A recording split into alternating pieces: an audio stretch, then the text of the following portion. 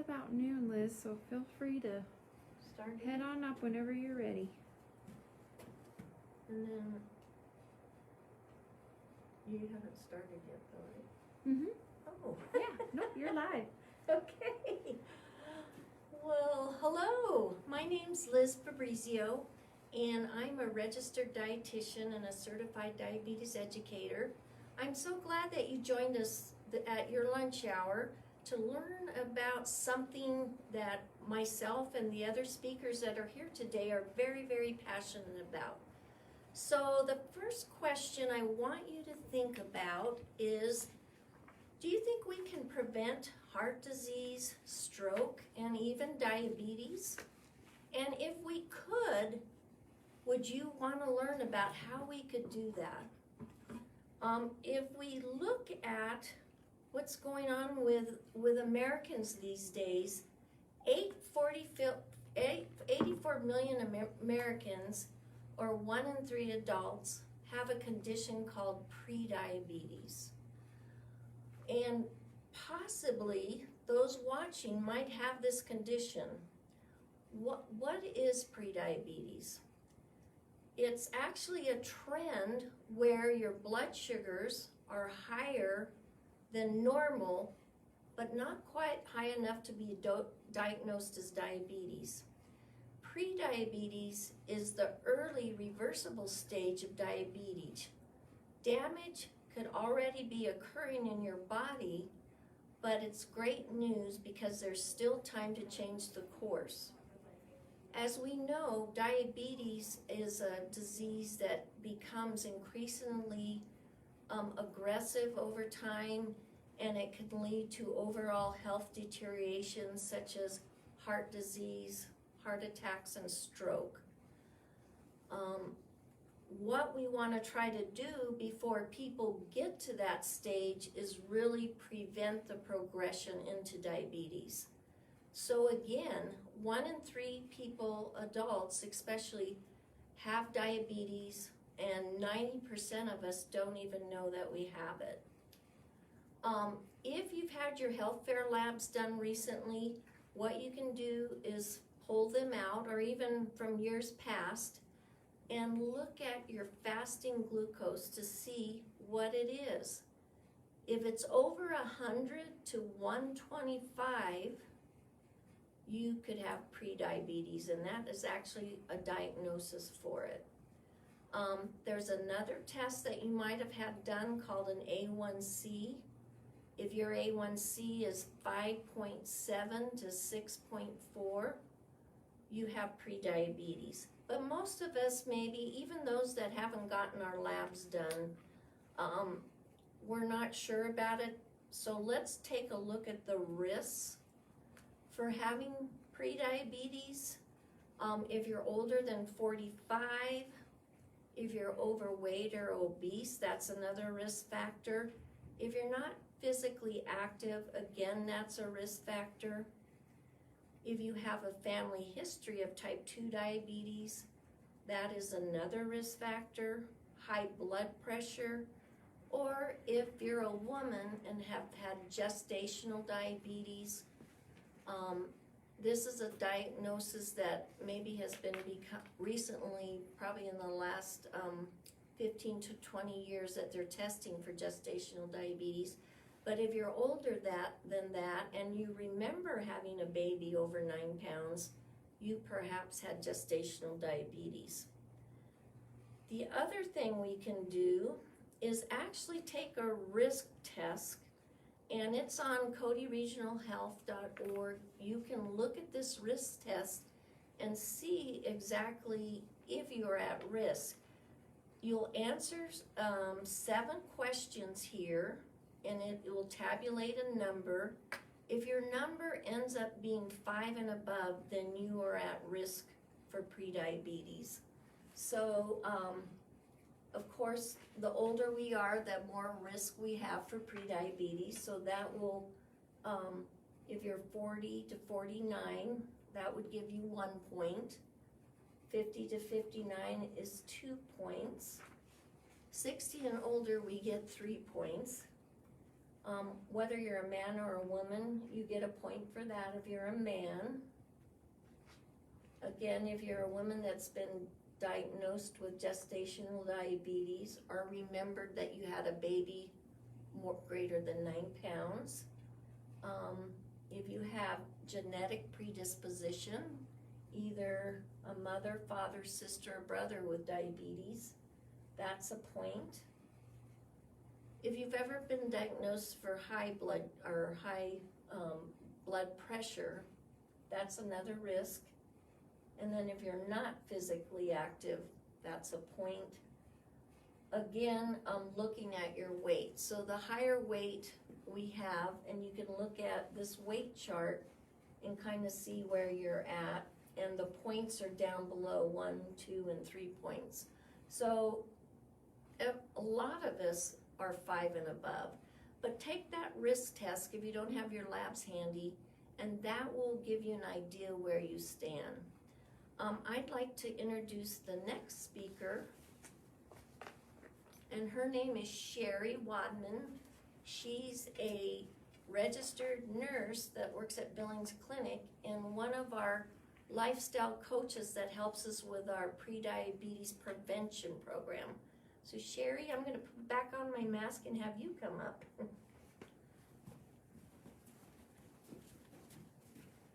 Thank you, Liz, for that introduction. I'll take my mask off so I can talk a little easier. Our next slide that we're going to go to is about the diabetes county percentages that we have. And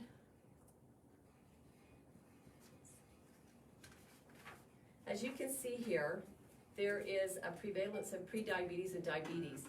There's a 9% diabetes, and a pre-diabetics are 8%. And so what we're finding out is that among the Wyoming adults, 8.7% have been diagnosed with diabetes, and there's about a 7.8% that is being diagnosed with prediabetes. So that's quite a big factor there. When a person has prediabetes, they're on the path for developing diabetes type 2. And they're at also an increased risk of having like heart issues and stroke. So that's an important issue to address. Though 83%, as you can see here, are non-diabetic or undiagnosed diabetics, they, like I mentioned, can be set up for being diabetics type 2. So the good news is, though, that pre-diabetics can be reversed if we catch it soon enough, and that we can prevent you from having diabetes type 2.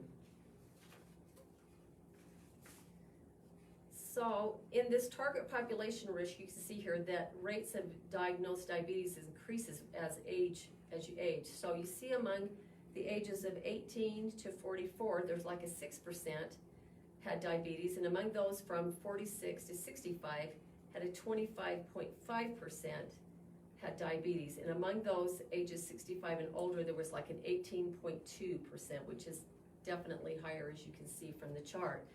So the Centers of Disease Control Prevention projects that, older adults with diabetes, it's going to double, over the years by the year of 2050. So affecting one in 3 adults over the age of 65. So in addition, more Medicare dollars are being spent because of the diabetes problem that we have in our culture. The good news is, though, that diabetes type 2 can be prevented, or it can be delayed with the appropriate lifestyle changes, which we would like to share with our community. So as you can see from this chart here, this slide illustrates the percentage of adults that are 20 years and above that are diagnosed with diabetes. And as you can see, the Bighorn County, the Sheridan counties up in here, Washakie, have the highest percentage, like around 11 to 12%. Where you have here in your Teton County is lower than that. It's like 4.2%, which is interesting. None of the these counties that we are showing have any kind of diabetic prevention, but there is one in the North Bighorn County Clinic Hospital that does have a class that does some self-management. But that's what we would like to share with you, that we do have that here in our community to help teach and self-manage this possible diagnoses.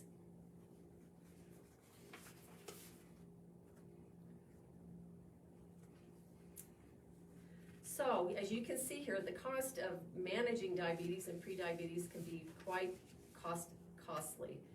Diabetes and prediabetes cost an estimated $507 million in Wyoming each year. So an average economic cost per person is a person diagnosed with diabetes, of course, is going to be $13,240 from being diagnosed with diabetes. You got $4,250 for an undiagnosed diabetic and $500 for pre-diabetics. And for gestational diabetes, there's $5,800. So that's quite costly for our state. So what does that have to do with obesity? Well, without weight loss and important physical and moderate physical activity, people will increase 15 to 30% of their prediabetes, and within 5 years they could develop type 2 diabetes.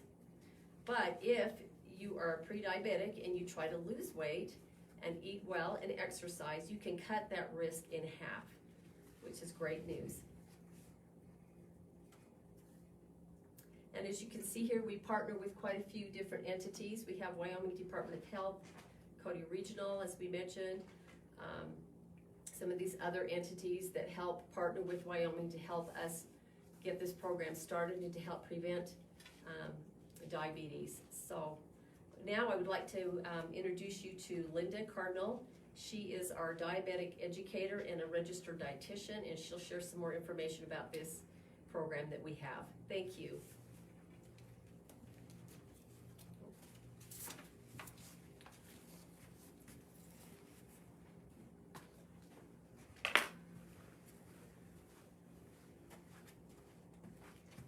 Hello. All right, so I'm here to talk a little bit about what is the National Diabetes Prevention Program. So this is an evidence-based program that is, and by evidence-based, we mean it's been studied time and again. They've looked at it, they've looked into it, in that it can prevent or delay the onset of type 2 diabetes for people with prediabetes, or the people that are high risk for type 2 diabetes, prevent, again, that progression that can happen over time that Sherry was just talking about. It also empowers individuals to take charge of their health, right? And by empowering, it's not just, oh, I'm gonna tell you exactly what you have to do, like this is what you have to do. It's coming alongside of you, and our coaches are trained to come alongside each individual and say, hey, this is what we can do together and to help you in your particular lifestyle, and how we can move to some changes to help prevent diabetes. This prevention program has been approved by the CDC, and it focuses on healthier eating, of course being active, and also improving coping skills. So it's not just, okay, I'm gonna go on a diet. No, it's gonna be, I'm gonna make this change, and it's gonna last a while, and it's gonna help me be a healthier and better me. Also, with this being the curriculum that's been used and approved by CDC, also this is also covered by Medicare, especially through Cody Regional Health. So that's also really a great benefit to our Medicare recipients.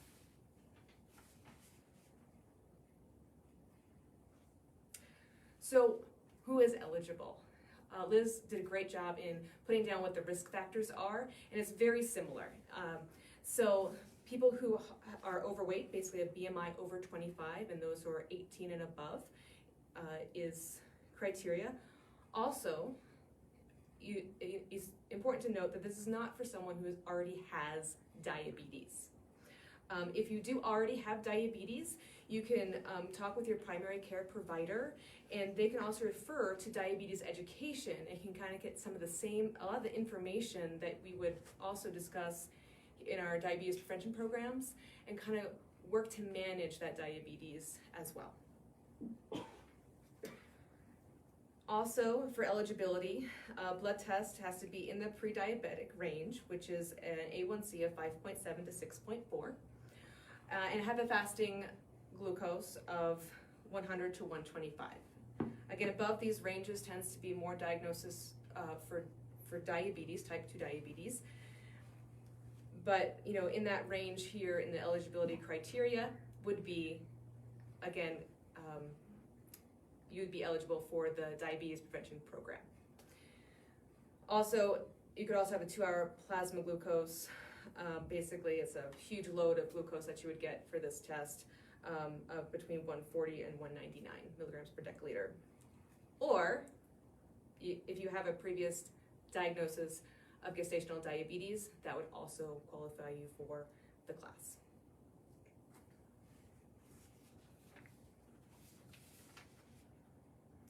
So how does it work though?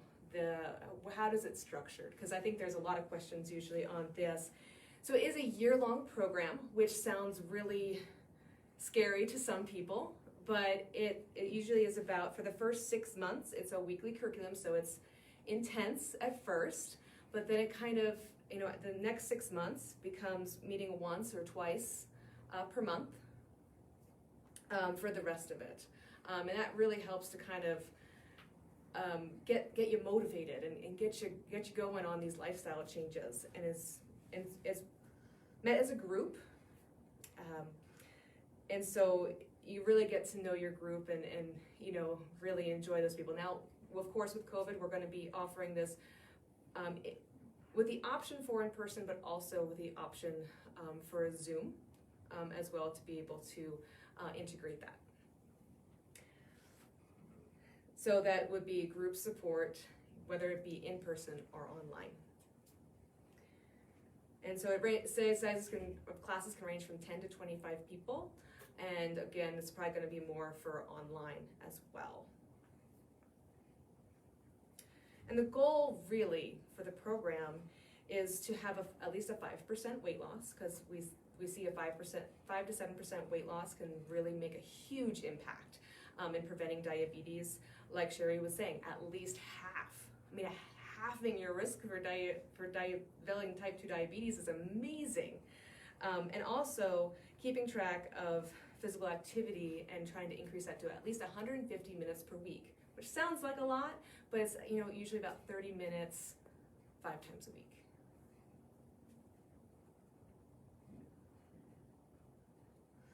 So during our class sessions, participants will learn about healthy eating, about increasing your physical activity to, again, that 150 minutes at least, coping with stress, sleep, you know, things that are just in general good for your health, which are going to be really helpful in managing and to preventing that diabetes. Also handling different challenges as they come up. Life happens, so we need to, you know, that's what's great about a group, is that you can be able to talk with others and say, hey, what's working for you? Because I'm really struggling in this area. And so that is really, really helpful in the class in getting people to talk about and figure out how they're going to cope with the challenges that they face in their day-to-day.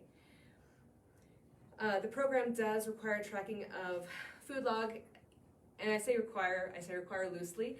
Usually the food log is a more optional, but it's really helpful in that you can be able to, you know, meet with some of the our health coaches, which some of us are dietitians, and we can kind of take a look at those food logs and kind of give you some personalized information to there.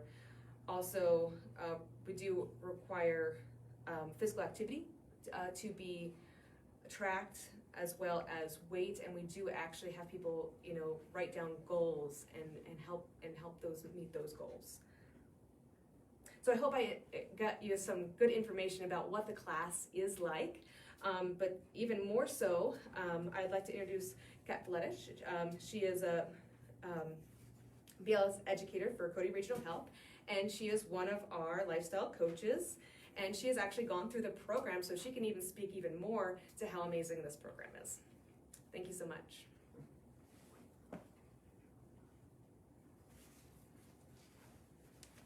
Okay.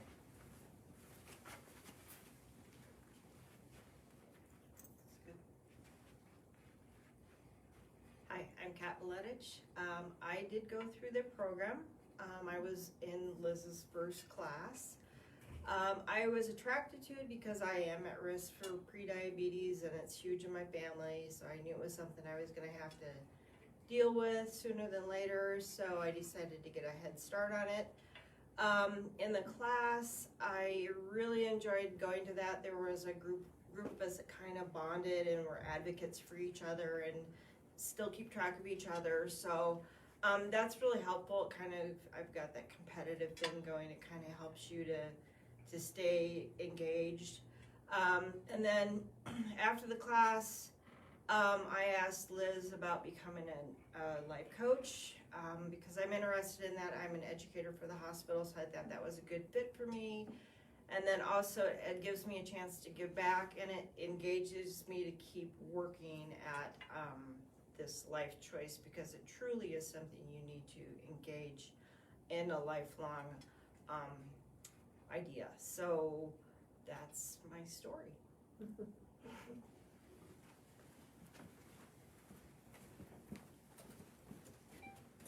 Thank you.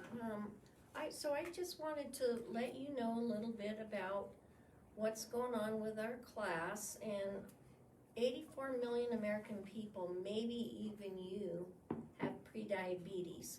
So our goal really is to prevent you from having type 2 diabetes. And we're gonna start a new class in March. We need folks to join. We have about 3 people interested, and we'd like to start with at least 10. We're gonna have an informational session March 30th, Tuesday, here at Cody Regional Health in the Pitchfork room. That's the educational room down in the basement, from 5 to 6, to kind of give you a little bit more detail, have you sign up. Now, you don't have to have those, we talked about your glucose level and the A1C.